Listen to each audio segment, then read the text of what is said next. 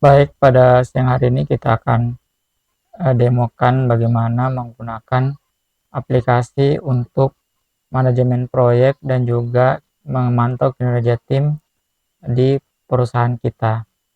Nanti jika ada yang berminat dengan software ini, saya akan menyediakan juga hosting dan domain khusus yang eh, terkait dengan perusahaan yang diminta. Jadi bisa custom, bisa domain dan hostingnya atas nama perusahaan, dan juga di dalam software itu bisa lebih custom lagi sesuai kebutuhan di kantor. Untuk sementara saya coba demokan ini dulu. Jadi di aplikasi ini ada 3 level. Level pertama owner, level kedua manager, level ketiga adalah eh, karyawan.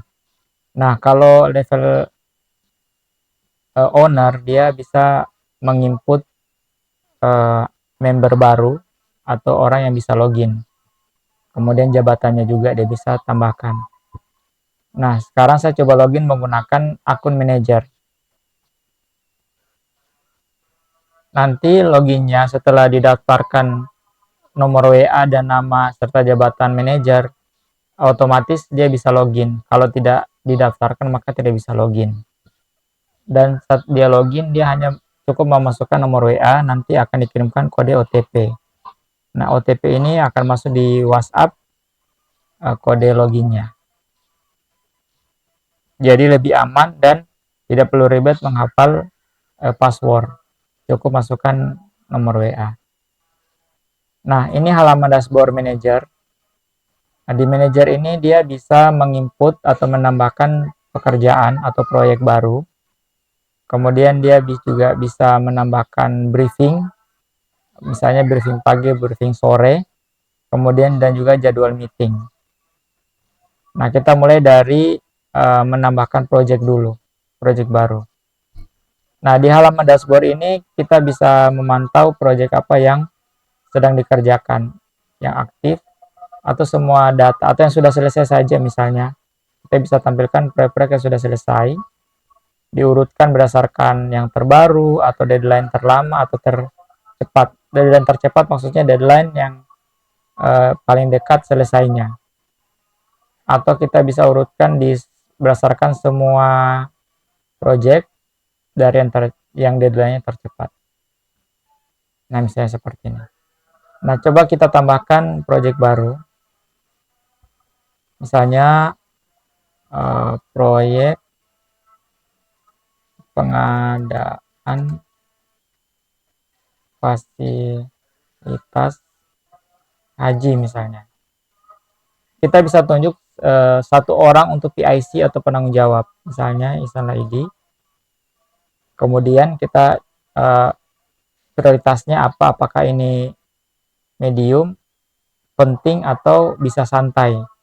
Nah, kita anggap saja dia penting. Pengerjaannya misalnya mulai besok sampai akhir bulan misalnya, deadline-nya.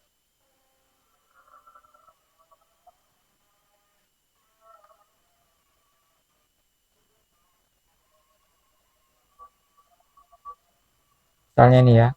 Dan bisa kegiatannya dilaksanakan kolaborasi. Artinya walaupun penanggung jawabnya satu orang, tapi dikerjakan misalnya 5 orang karyawan kita atau 3 orang. Nah, 3 orang ini bisa berkolaborasi dalam proyek ini dan bisa saling komentar nanti. Kita buat proyek baru. Oke. Nah, proyek kan sudah ditambahkan kan, proyek pengadaan fasilitas haji. Nah, untuk bisa digunakan atau dimulai, statusnya dimulai, ini kan masih pending. Ya, masih pending, kita lihat ini masih pending. Kita yang bisa mengubah statusnya hanya si manajer, maka dia ubah ini menjadi misalnya proses. Proses artinya langsung harus dikerjakan oleh karyawan tersebut. Oke, statusnya berubah menjadi progres dan ada notifikasi. Kita coba masuk di halaman dashboard karyawan.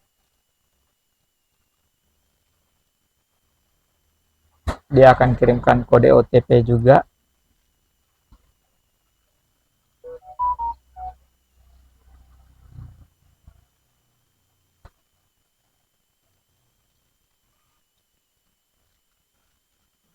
Nah, ini tampilan di halaman karyawan. Mirip seperti manajer, tapi ada beberapa fasilitas yang dihilangkan. Nah, setiap ada chat baru atau ada perubahan pada project, ada new message. New message ini maksudnya ada pesan baru yang belum dibaca dari proyek ini. Ya. Jadi proyek ini nanti dia seperti chatting biasa. Misalnya kita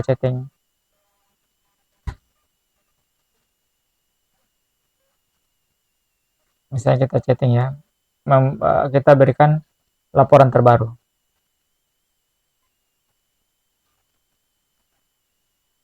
dan bisa lampirkan foto atau gambar atau dokumen.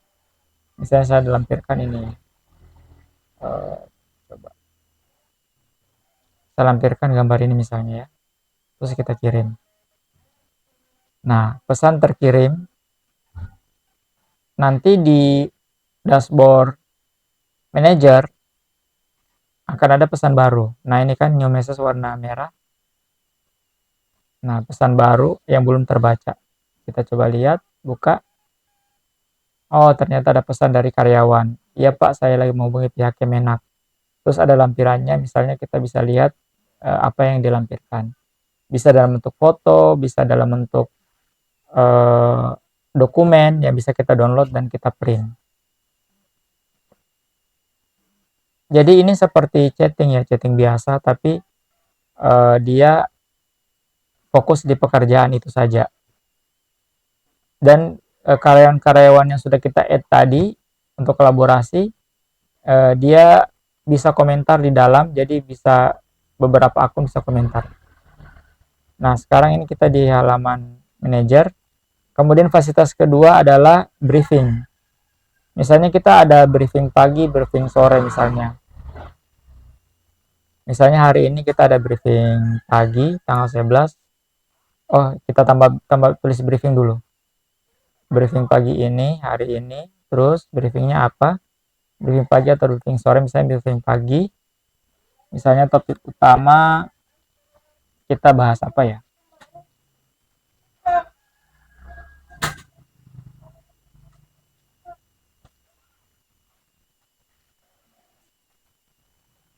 Nah, misalnya kita bahas laporan pajak, misalnya arahannya kita laporan pajak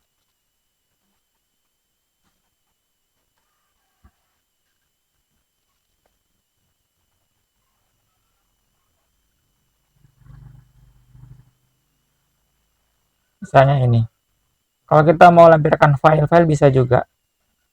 Jadi setelah kita briefing atau dalam briefing si manajer bisa menambahkan beberapa file sekaligus, misalnya 3 file ini, dan kita simpan.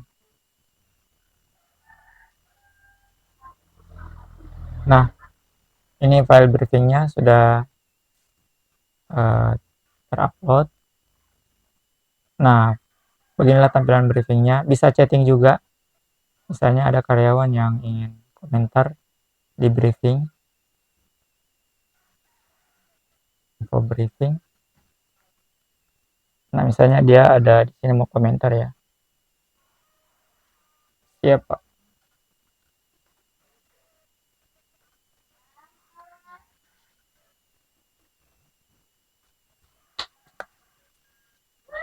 Nah, chat terkirim. Di bagian manajer kalau kita refresh, nah di sini ada chat dari karyawan. Jadi seperti itu. Jadi dia seperti chatting tadi, persis seperti pekerjaan juga yang proyek tadi, tapi ini untuk briefing. Jadi kita bisa memantau eh, briefing harian, sudah apa saja yang dibahas. Tapi yang bisa add briefing hanya manajer. Karyawan biasa tidak bisa add briefing. Kemudian fasilitas ketiga adalah jadwal meeting. Nah, kalau ini karyawan bisa add jadwal meeting. Jadi mungkin manajernya berhalangan, bisa jadwal meeting diisi oleh atau dibuat oleh karyawan. Misalnya kita buat jadwal meeting. Topik meeting misalnya Zoom.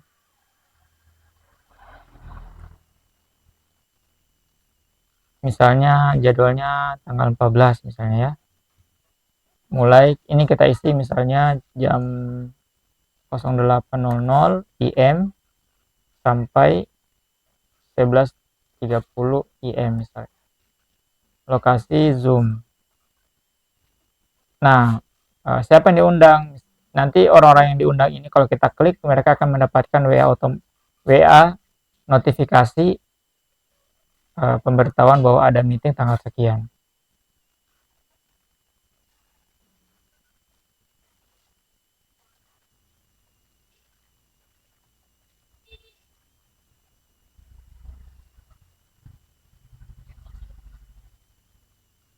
Oke, kita buat jadwal sekarang.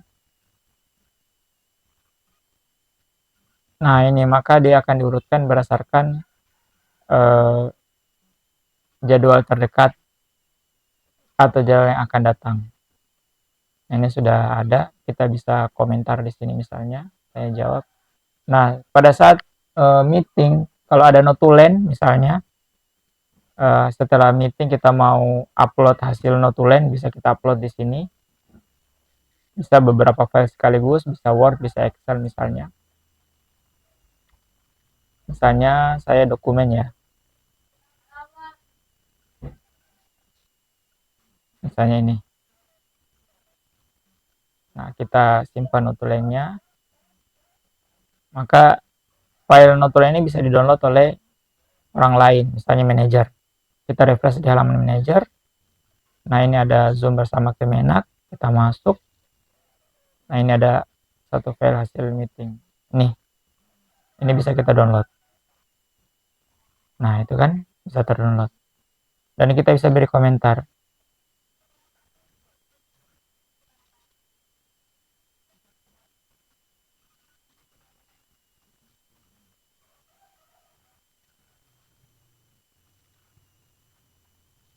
Oke, seperti itu. Jadi kita bisa saling balas komentar juga.